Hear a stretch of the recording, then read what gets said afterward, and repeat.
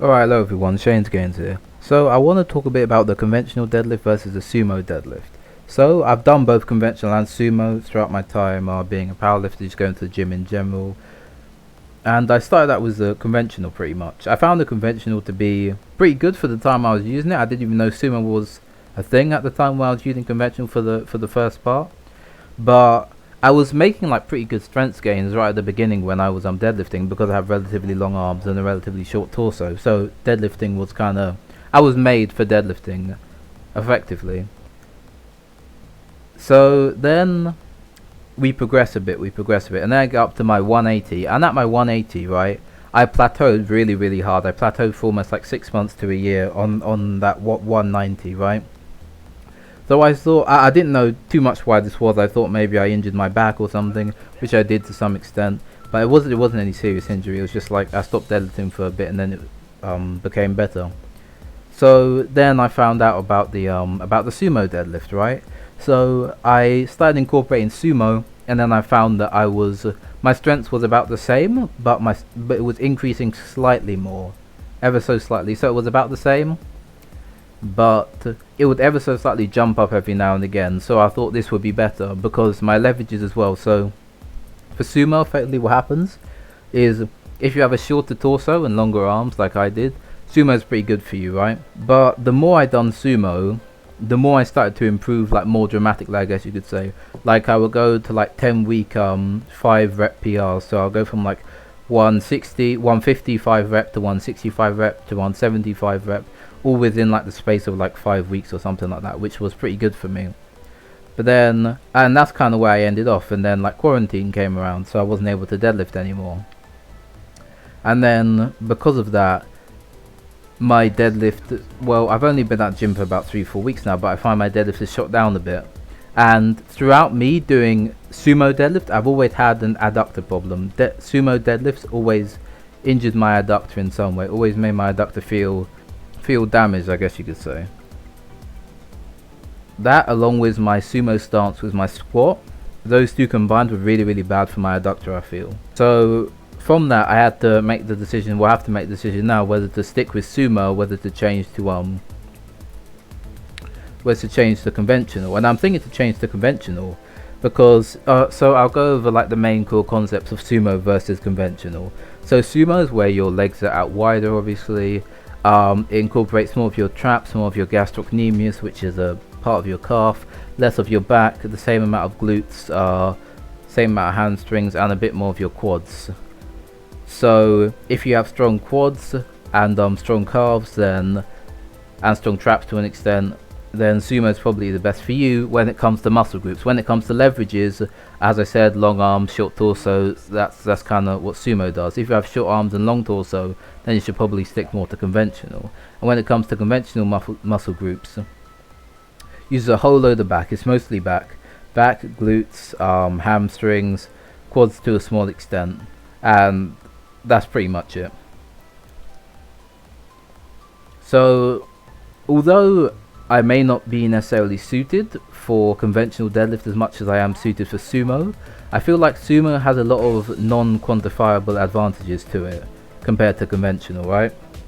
So when it comes to conventional, the idea of grip and rip, which is pretty much just going up to the bar and ripping it off the floor, is quite big to me, right? So with sumo, you have to like have a whole setup and all stuff like that. And like when I'm going in to do a rep or whatever it may be, to do a set, I want to go in and just do the set quickly as I can, and then like be hyped up for it effectively. And now I'm able to get it up, because I've said this before and I'll say it again. Powerlifting and going in the gym for the most part is like 90% mental and 10% like actually being strong enough to lift the weights. Like if I had a really good mental one day, I could probably pull like 230, probably 230 kg, probably, if I had like a really good mental one day. It's all about a mental game, but most people think it's about a purely strength game, which is true to an extent. Well, it's not purely strength, obviously, but like of course it's a lot of strengths, but like if you have the right mindset going into that lift, you're hyped up before all this sort of stuff. And that's why products like ammonia are so effective, right? Ammonia doesn't increase your strength whatsoever. It messes with your mental, it improves your mental, right?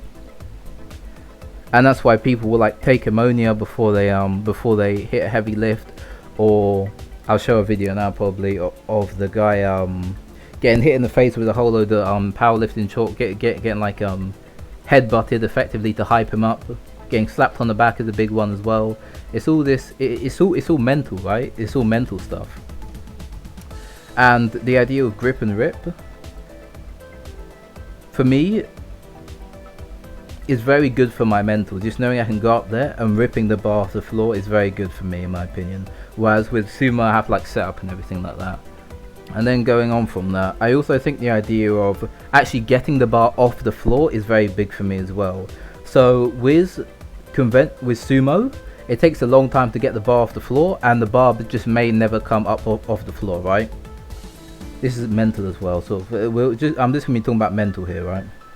So when it comes to conventional, however, you can get the bar up off the floor, you can get it like halfway, you can get just above your knees, and then you may just have problems, then you may not be able to lift up anymore from there. But the fact that you can get it up, the fact that you can move that bar up off the ground is big for like, assume you're going to hit the, you're going to try and hit the weight some other time. It's kind of a big deal, right? Because now you've established something in your mind which like, okay then, so I can actually lift this, I just need to work on my lockout now. And if you lift it once, you go in again, now you just have to work on your lockout. You know what you have to focus on, contracting your glutes, you have to focus on, maybe if you weren't wearing the belt before, put on the belt.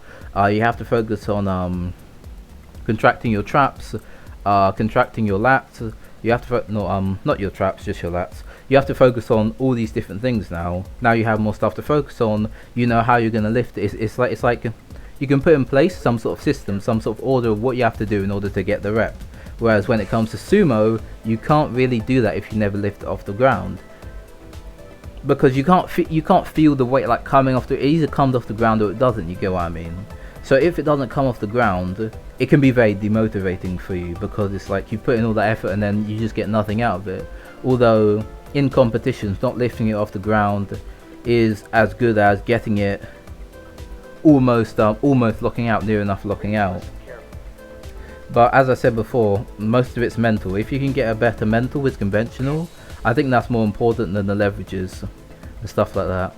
Although sumo, your legs are further out, I feel as if conventional, and it always have felt more like this just because it feels more natural, right? When you do sumo, there's so many more cues, there's so much more. You have to put your legs here, you have to make sure your hands go like this, you got to make sure you lift up the bar this particular way. There's so many more cues, so many more criteria to hit. If it makes the lift itself feel less natural. And having an unnatural feeling lift is a big deal as well, as I said before, for your mental. Not just for your mental, but for your muscles as well. If you think about muscle activation, if you think about mind-muscle connection here, how many mind-muscle connections do you have to establish when doing sumo versus conventional? For sumo, you have to establish so many more, because there's so many more cues, there's more muscles involved. When it comes to conventional, it's back, it's hams, it's lats to an extent, and it's glutes, and that's pretty much it.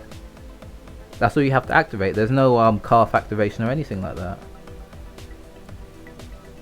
So yeah, I've never actually stopped doing conventional deadlifts. I've always done conventional deadlifts, but they've never been my main heavy deadlifts. Even though I've gone heavy with them before, they're normally like high reps, like 10 to 12 reps. I'll do 8 to it's never been some of my low rep. It's more metabolic work. So we think about it, metabolic, and then we have sarcoplasmic work, and then you have myofibrillar low rep ranges, high weight, sarcoplasmic relatively high rep ranges, relatively low weight, and then metabolic extremely high rep ranges, extremely low weight. So I've never had it being my myofibrillar exercise, my main myofibrillar exercise. That was always sumo. But as of this week, probably as of today, potentially, I'll probably be changing that and see how that allows me to progress. So I'll come up with updates on that. Thank you for watching this video, and I'll see you in the next. I'm going to be trying to make videos every day. I'll probably make one of these then a react sort of video, and then one of these then a react. Just do that continuously, alternating them. Alright, thank you for watching. I'll see you later.